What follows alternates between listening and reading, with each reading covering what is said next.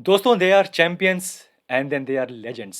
आज की जीत के बाद मेरे हिसाब से we have a new legend Israel Adesanya. दोस्तों मैं हूं अमन कौशिक और बात करते हैं यूएफसी 287 के मेन इवेंट के बारे में। और दोस्तों what A event, what A main event. I mean एक फाइटर से 3 बार हारना और चौथी बार ये सोच के फाइट में घुसना कि आई कैन विन, मैं उससे बेहतर फाइटर हूँ, मैं ये फाइट जीत सकता हूँ। वो जो सेल्फ बिलीव है वो होना बहुत ज़रूरी था। और आई थिंक अडेसानिया जो भी कह रहे थे इस फाइट से पहले, आफ्टर वेन्स, उससे पहले भी उसका मतलब था कि येस ही वाज कॉन्फिडेंट। वो सिर्फ ये नहीं कह रहे थे, और हर फाइटर कहता है हर फाइट से पहले कि आई एम कॉन्फिडेंट, मैं जीत जाऊंगा, चाहे वो रीमैच हो चाहे कोई भी फाइट हो। बट कितना वो बिलीव करते हैं। और इस फाइट में आई थिंक कि जो भी वो कह रहे थे फाइट से पहले, यस वो सच में उसको बिलीव करते हैं। तो ये फाइट स्टार्ट हुई, फ्रैंकली आई थॉट कि अ, थोड़ा सा glimpse of the first fight जहाँ पे लेग किक्स एक्सचेंज हो रही थी बार बार। लेकिन जो चेंज था वो यहाँ पे ये कि शायद पीछे नहीं हट रहे थे अडसानिया। लास्ट फाइट में अगर आपको याद हो हमने बात की थी कि बार बार केज के पास जाके सट रहे थे अडसानिया, और फिर वहाँ पे स्पेस नहीं था, और फिर वो ट्राइंग टू एक्ट स्मार्ट कि मैं बच जाऊंगा, मैं फास्ट हूँ। लेकिन वो गेम उन पे भारी पड़ा आखिरकार। इस बार वो आगे बढ़ रहे थे। कुछ अच्छी लेग किक्स लैंड हुई दोनों ही फाइटर्स की, but I think Alex Pereira को लगा शायद कि एक बार के लिए हर्ट हो गए हैं डसानिया।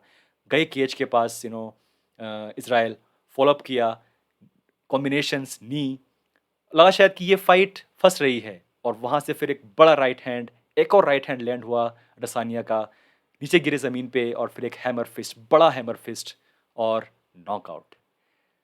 और इस फाइट के बाद जो स्टाइल है एलेक्स का, जो वो आते हैं केज से पहले वो एक वर्चुअल तीर मारते हैं और करते हैं वाह वॉर क्राई करते हैं, वैसे ही वर्चुअली 3 तीर मारे इसराइल ने। मे बी शायद जो 3 की लॉसेस हुई हैं उनका बदला लेने के लिए, आई एम नॉट श्योर।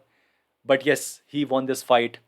और इसी के साथ ही is the champ again of UFC's middle weight division.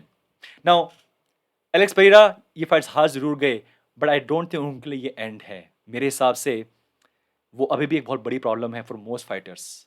I mean ये उनकी पहली लॉस है इन यूएफसी, वो भी अगेंस्ट अडसानिया, जिनसे वो जीत चुके हैं 3 बार। सो मेरे हिसाब से आई एम नॉट श्योर कि वो इस डिवीजन में रहेंगे या वो आगे जाएंगे, मे बी जैसा कहा यूएफसी प्रेसिडेंट डेना वाइट ने। But I think he will still fight and still he can win a lot of fights. एक पल के लिए मुझे लगा था ऐसा कि शायद फॉर अडेसानिया वो पल आ गया है जहाँ पे जो उनका कंपटीशन है वो उन्हें अब समझ गया है। और ऐसा होता है फॉर हर फाइटर के साथ। जब कंपटीशन है वो आपको, आप एक चैंपियन है लंबे टाइम तक, तो कंपटीशन आपको पढ़ता है, they study your style, study your tapes, आपकी फाइट्स को। और क्योंकि एमएमए ओवरऑल ग्रो हो रहा है, fighters will figure it out. कोई ना कोई कहीं ना कहीं जिम में आपको बहुत ढंग से स्टडी कर रहा है। और देर ऑलवेज सम फाइटर जो कि आपसे यंग है, आपसे हंग्री है, मे बी आपसे बेटर भी है। तो वो आपको भाप रहे हैं, आपको वो समझ रहे हैं, and then they are coming for you. I think for Usman, I think वो चीज़ हुई। एज एक ऑब्वियसली फैक्टर है, बट ओवरऑल कि आप चैंपियन है इतने लंबे टाइम से, आपके पास आपके ऊपर इतनी ज़्यादा फाइट्स का वीडियो अवेलेबल है कि people are studying you again again, और जो लूप होल्स हैं वो निकाल रहे हैं कैसे आपको हराना है। और आई थॉट कि शायद बिकॉज परेरा उनके पुराने अपोनेंट है, वो उन्हें पहले से जानते हैं। और विद ग्लोवर जो कि again master of Brazilian jiu-jitsu, उनका कॉम्बिनेशन है वो शायद ऐसा बन गया है कि अब उन्हें हराना बहुत मुश्किल होगा। ये फाइट उनका जीतना एक पॉसिबिलिटी था, बट इस तरीके से जीतना मैंने ये एक बात कभी नहीं सोची थी। आई थॉट ये फाइट लंबी जाएगी, ये फाइट फंसेगी। बट आई थिंक अडसानिया ने जो बनाया था गेम प्लान, जो उन्होंने निकाले थी लूप होल्स जहाँ पे कुछ कमियां हैं इन परेरा, उस पर उन्होंने काम किया। और वो आई थिंक एक बड़ा फैक्टर है उनकी जीत में आज। नाउ इस विन के साथ ये बात साफ है कि मे बी शायद इस पल के लिए ये जो राइवलरी है यहाँ पे रुक जाएगी। हालांकि फॉर परेरा आई थिंक वो चाहेंगे कि फिर से वो फाइट करें डेफिनेटली, राइट, क्योंकि वो जानते हैं कि वो फाइट जीत चुके हैं 3 बार, एक बार हारे हैं। तो मे बी उनके माइंड में ही कैन विन अगेन। बट क्या ये फाइट होगी नेक्स्ट, बहुत कम चांस हैं। May be Alex will go to next division, and वहाँ पर उनके पास बहुत सारे चांसेस हैं बड़ी फाइट्स करने के।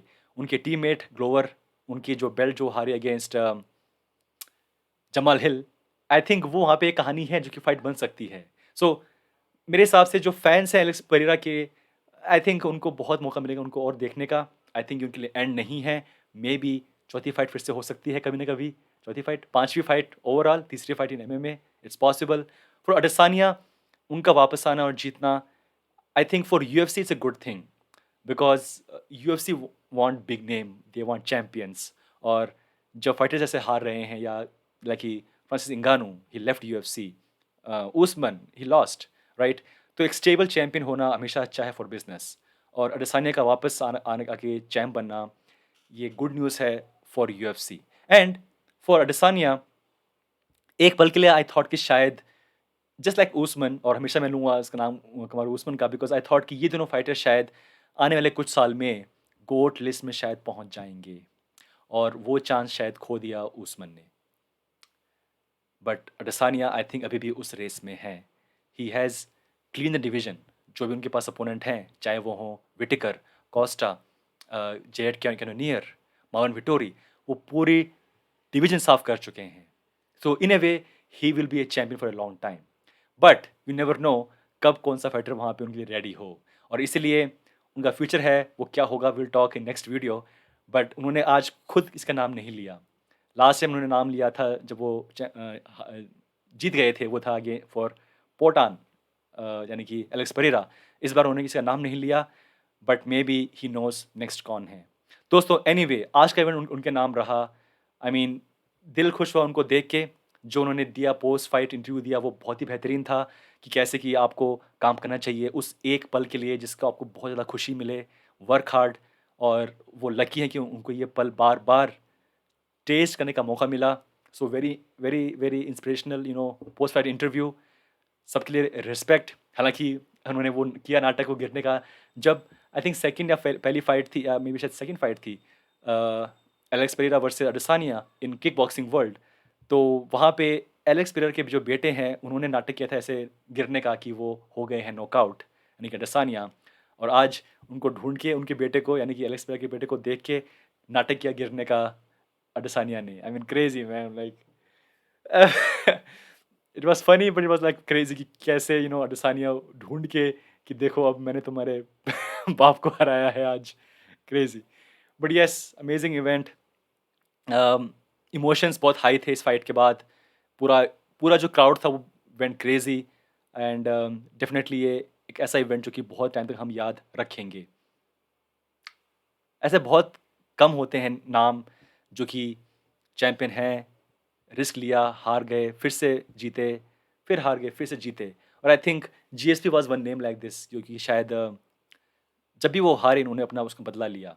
और हालांकि नहीं है undefeated Adesanya, but at least he is coming back in winning the fights, winning the belt again. तो वो एक बहुत बड़ी बात है।